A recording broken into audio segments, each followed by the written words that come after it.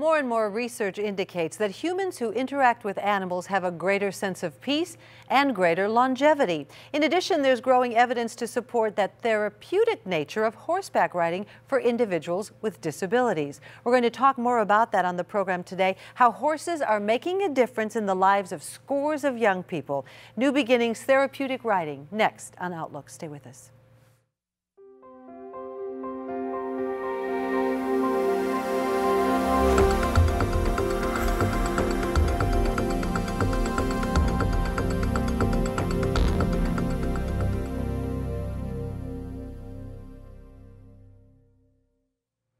More and more, the research is indicating that people who interact with animals on a daily basis have greater longevity, have greater peace in their lives. And in this instance, what's on the program today, we're going to tell you how it's making a difference in the lives of young people with disabilities. It's called New Beginnings Therapeutic Riding, and we're welcoming to the program the executive director and the head instructor, Julie Peterson. Thank you for being here. Thank you for having us. In addition, Elizabeth Roberts joins us. Elizabeth has been riding as a student at New Beginnings since she was 4.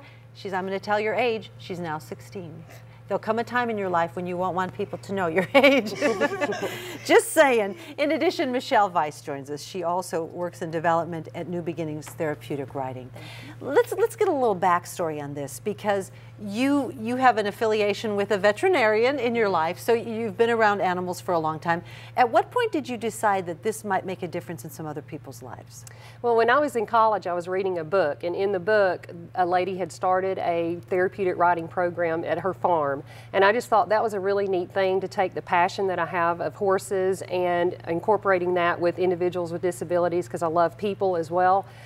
So I was able to put those two together and started the program after I got married, and we wound up in Bowling Green and had property to do it. So it's been a long journey to get to where we started. But we started the program in 1997, and we had 3 riders at that point in time. I was going to do it as a stay-at-home mom and just something that I could do to fill some time and yet enjoy horses and people. But then the program grew from that point a whole lot, so it's been great. And we're going to talk more about that, how it's grown, and just what a difference it's making in the lives of so many people, because it's going on. And what about you? I said you've been riding since you were 4, and so how did you get involved with all that? Well, I got involved when my mom and me saw my therapist, and he said that we needed to do some type of therapy, and I was thinking, oh, we could do something physical.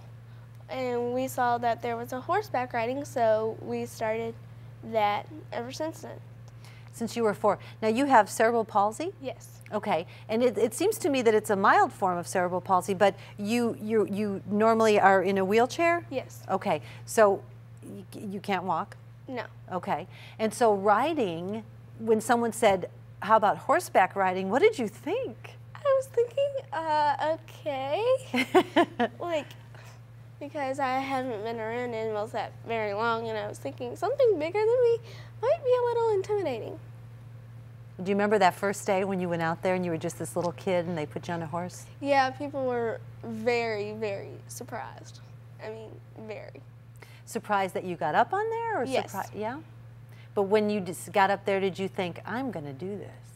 Yes, I actually did. I fell in love with it as soon as I got on that horse and got into doing it. And I want to know more about that as we go throughout this program. But let's talk to Michelle for a minute about what you do there. Certainly, you do good work. You know, we're going to see in a moment a package piece that we put together. We went out to New Beginnings, and you can take a look at what they do there.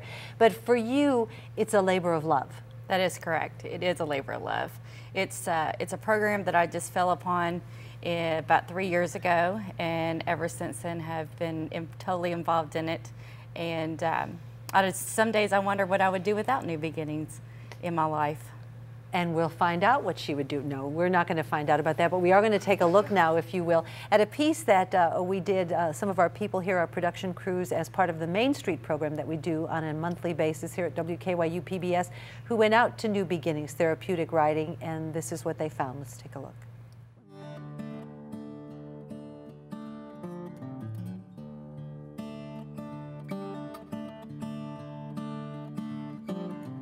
I grew up on a farm and have always loved horses. They have been something I'm very passionate about. I've always loved being around people, enjoyed people, and then the love of horses, and New Beginnings Therapeutic Riding puts both of those things together beautifully.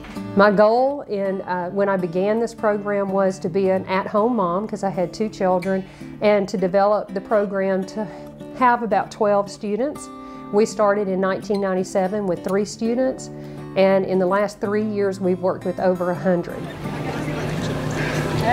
now Daniel, I want you to lay your reins down on Katie's We work with neck. every different type of disability. We work with the emotional, the behavioral, the physical, and the mental disabilities. They benefit through their bodies gaining muscle control, gaining memory, gaining focus ability. There's many parents that have told us stories of a child who is finally able to stand on 1 foot. They were not able to do that before. Learning how to tie their shoes because they have learned how to multitask and how to work and make connections in their brains to the task that they have at hand. There's also the alternative schools. There are the benefits of learning to team build, learning how to control your anger, learning how to work through problems and issues, and learning that horseback riding has a lot to do with life and how to focus and how to work through things, learning how to hold your body up and to present yourself in a positive way instead of being slumped over looking at the ground and having a hard time presenting a positive image of yourself. So horses help in all of those avenues. Good. Oh my gosh, what's going on with your helmet, Charles? Let them have a little bit of fun and forget that they even have a disability, because when they are on that horse, a lot of times they forget that they even have a disability. And it just helps them to connect more into their inner self, I think, and realize a lot more of their potential. So when they get on that horse and they realize that they can steer a 1,000-pound animal around the arena or out on a trail with help, they gain such a confidence boost. We also have volunteers, and many of our volunteers benefit more than any of our students ever thought of benefiting. So if we did not have volunteers, we would completely just flounder. We get some of the best volunteers I think Bowling Green can offer. We've got anywhere from school teachers, stay-at-home moms, on up to lawyers. We have a junior volunteer program, and that's ages 9 to 14. Those individuals learn so much. We start them out and they start learning about the horse and about the techniques that we use in training. They always enjoy that aspect, but they also learn how to work for something. So they come out and clean the horse troughs, they groom horses, they take care of the stalls, and they help us out in that avenue. They learn about tacking equipment because they have to get that out for each class. So they learn a lot about that, but also they're learning how to work with individuals with disabilities, and that those individuals are not different than us, that we all have differences, we all have things that are different from each other, and if we can recognize that and just go on and love each other for what we are, then the world's a much better place.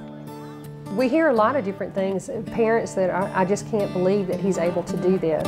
And it can be even something that we take so for granted because they're excited about riding horses and they want to give it their all. It's not traditional. It's not like being inside of a building and being asked to do something. There's nothing like seeing a student who has a giggle in their voice and just smiles on their faces, and watching them accomplish something that they've never accomplished before, to understand that there are abilities that they can work toward and receive and do something good and great. And there's not everybody that can ride a horse. So many instances, it has given our students the ability to have a conversational piece, and we've heard parents talk about that, said that their child never would say much of anything, but now somebody will ask them about their horse riding experience and they'll go on and do this big long conversation, actually putting sentences together, which is something they had never done before. We also have programs, adoption programs that we have. We have a horse adoption program, a student adoption program, and an instructor adoption program. New Beginnings charges $25 per lesson for each child that comes out to take a lesson. But there are many people that can't afford that, and we adjust that so that they can afford it. We don't turn down people due to a financial situation. You know, we may have a child that's nonverbal, and then all of a sudden he utters one word, and what a victory. The confidence, and that's one thing that I see, the confidence that they gain, and just that they come back and they're almost like family here. So when we're shut down for the winter time, I miss them. I miss a lot of them, but I do enjoy coming here every day and would not even think about not coming every day.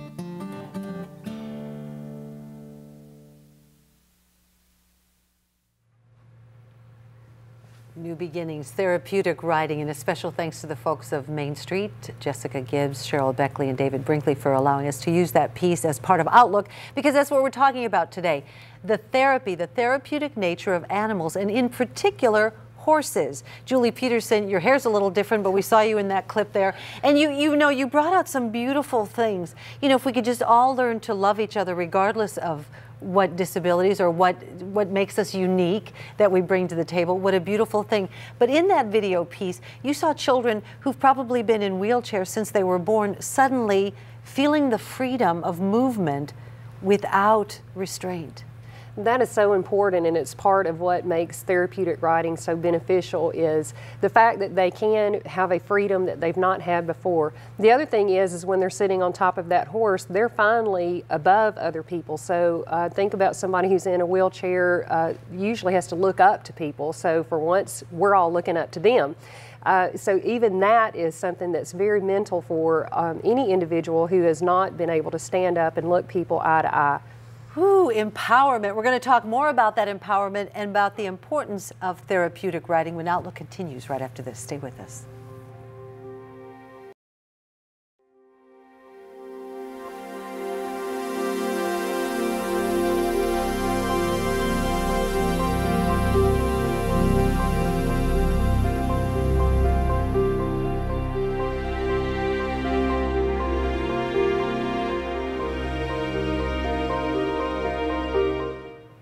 The program is Outlook. I'm Barbara Deeb, and don't forget to follow us on Facebook and Twitter. On the program today, we're talking about the importance of animals in the lives of humans, and in particular, therapeutic riding. We're talking about what a difference horses can make in the lives of young people with disabilities. Julie Peterson joins us in addition to Elizabeth Roberts and Michelle Weiss, and they're representing New Beginnings Therapeutic Riding here in the Alvaton and Bowling Green area. Now, when we were doing the research for this show, I learned that there are a lot of therapeutic riding facilities throughout the country. So this is not a unique idea. So guess what? Something must be working, huh?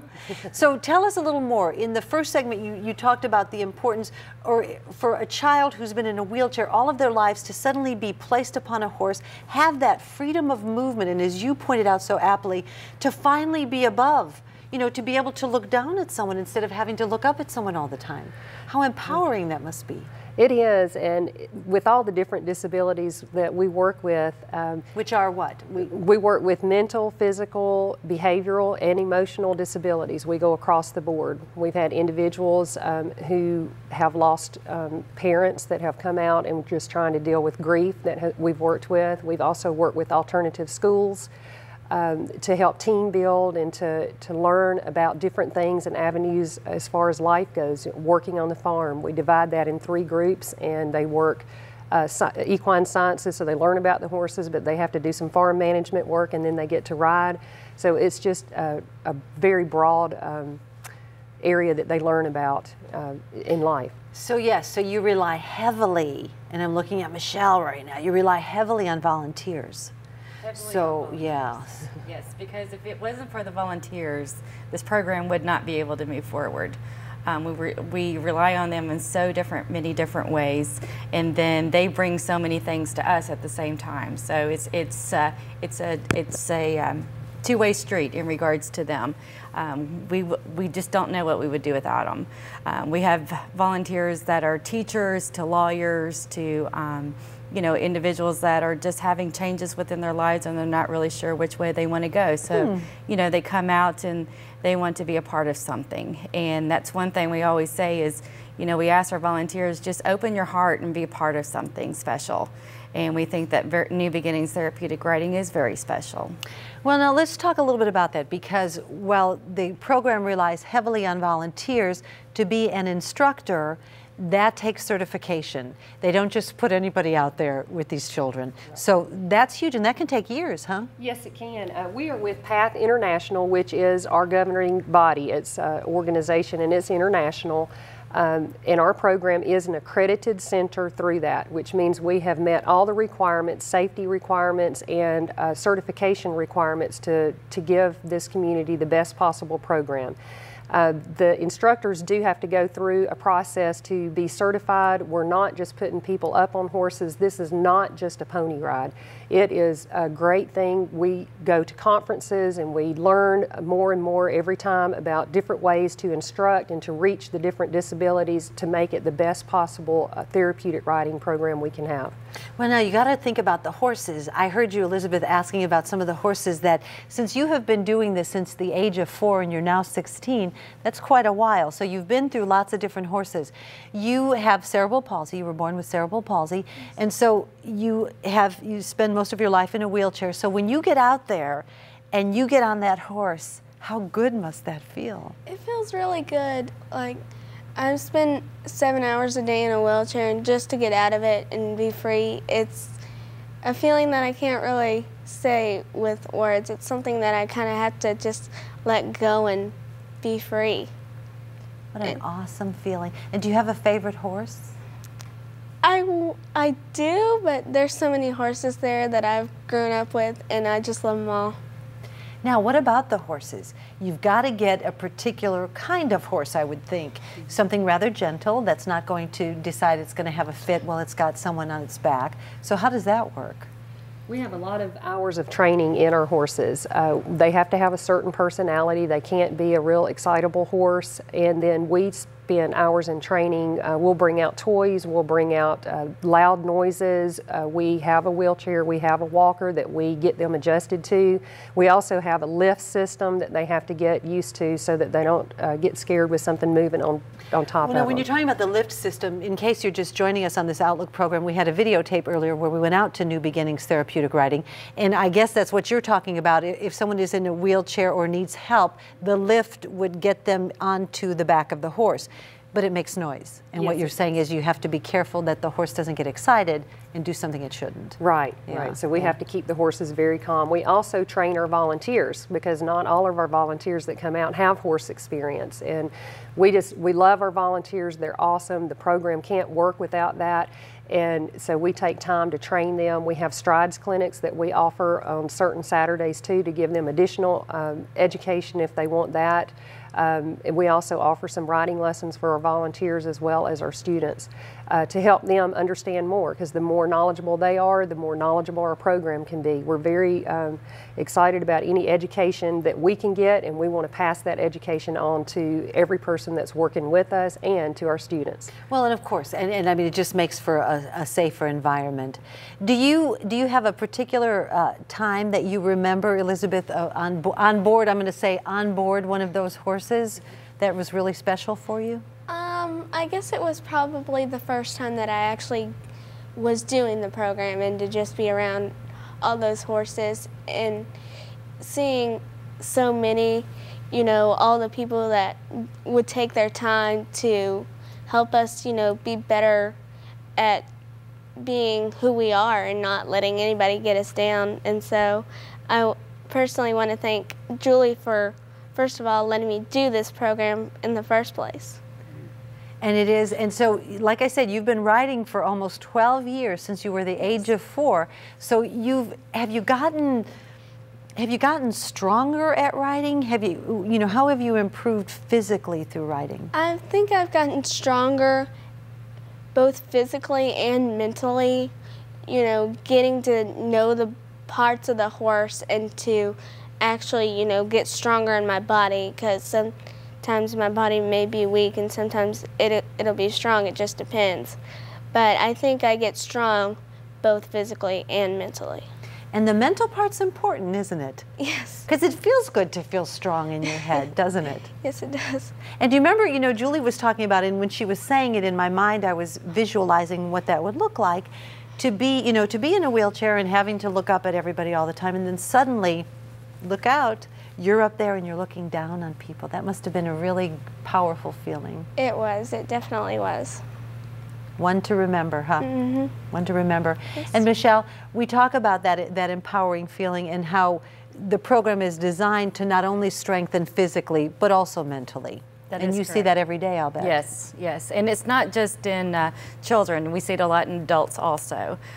We serve individuals from ages 5 all the way up. At this point in time, our oldest rider is 64 years of age. So it's not just young individuals adults. like Elizabeth. They are quite older also. All the way to 64. We're going to talk more about that. It's called New Beginnings Therapeutic Riding, and we're talking about the influence of animals on human beings and young adults with disabilities and seniors with disabilities as well. We're going to have more of Outlook right after this. Stay with us.